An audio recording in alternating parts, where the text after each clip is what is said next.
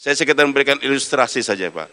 Kenapa teman-teman kita maaf di Bosnia dibunuh, begitulah di Palestina dan sebagainya. Bahkan sekarang naudzubillah min dzalik.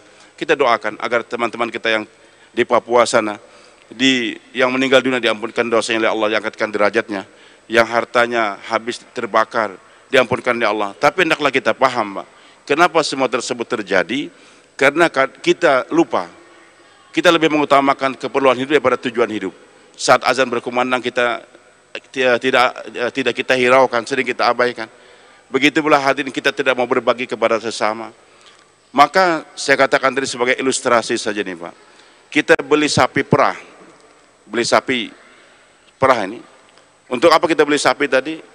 Karena untuk menghasilkan susu Pak. Kita pelihara.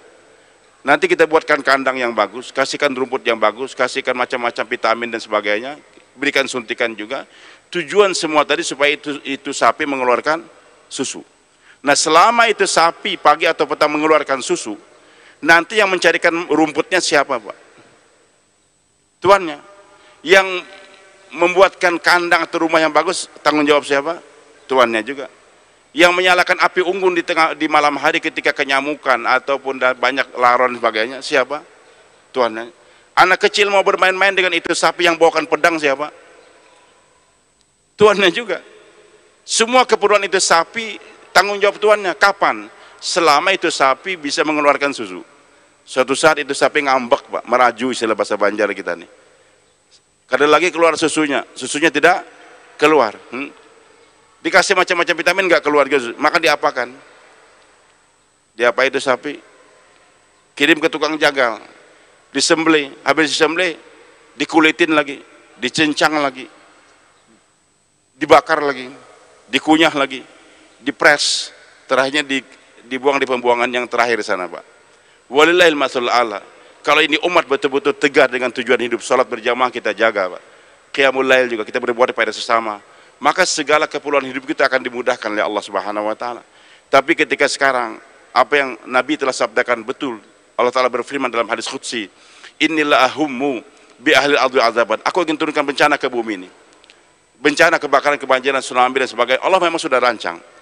Apa yang bisa mengantisipasi itu bencana semua? Ketika ini umat kembali kepada tujuan hidup. Faiza nadhartu ila umari buyuti wal mustaghfirin bil ashar wal mutahabbina fiyya sarat al azab. Ketika aku melihat masih ada di bumi masyarakat yang rajin makmurkan masjid-masjidku. 5 kali sehari semalam masjidnya makmur, azan dikumandangkan, banyak yang berjamaah. Yang kedua, wal mustaghfirin bil ashar. Adanya masyarakat yang bangun tahajud, qiyamul lail, kemudian menjelang subuh dia istighfar, menangis dan menangis. Salah satu kelebihan dari Al-Habib Umar bin Hafiz yang kami lihat, kami sering juga ke Hadramaut ke sana. Bahkan putra-putra kami belajar di sana. Masya Allah qiyamul lailnya bukan main bilang. Walaupun ceramah sampai jam 12 malam, masuk kamar sebentar tetap sholat dan sholat. Kebiasaan qiyamul lail ini perlu. Kemudian yang ketiga Allah katakan, wal mutahabbina fiyya. Ada masyarakat yang suka bersilaturahmi, membina cinta kasih semata-mata karena Allah. Maka kalau 3 komponennya ada, yang makmurkan masjid banyak, yang sholat tahajud banyak, saling masyarakat mencintai silaturahmi satu sama lain, berbuat baik pada sama atau mengajak kepada Allah, janji Allah pasti saraftu anhum, aku palingkan itu azab. Enggak akan terjadi kebakaran di Samarinda nih Pak, enggak akan terjadi gempa di Samarinda nih, bahkan di Indonesia, kalau yang 3 ini kita kerjakan. Mudah-mudahan hadirin kita bisa mengamalkan yang 3 ini. Bagaimana tadi saya katakan, ibadah kita perhatikan, yaitu sholat berjamaah, baik qiyamul lail kita kerjakan, dan tetap berbuat baik kepada sama Allah sebagai khalifah. Kemudian juga jangan puas dengan ibadah sendiri, tapi wa tawassaw bil haq wa tawassaw bis sabar. Insyaallah kita niatkan demikian.